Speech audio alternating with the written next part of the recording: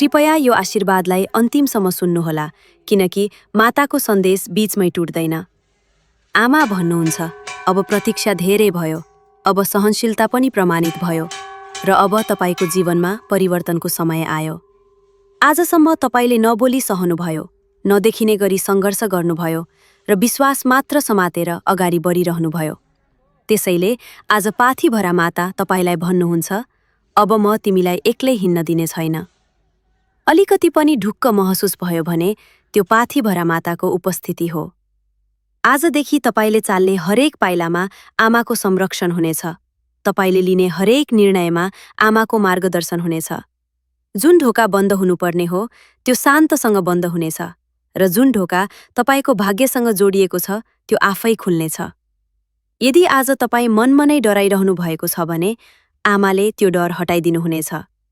यदि आज तपाई आशा र निराशाको बीचमा हुनुहुन्छ भने आमाले तपाईलाई सही दिशामा राखिदिनुहुनेछ।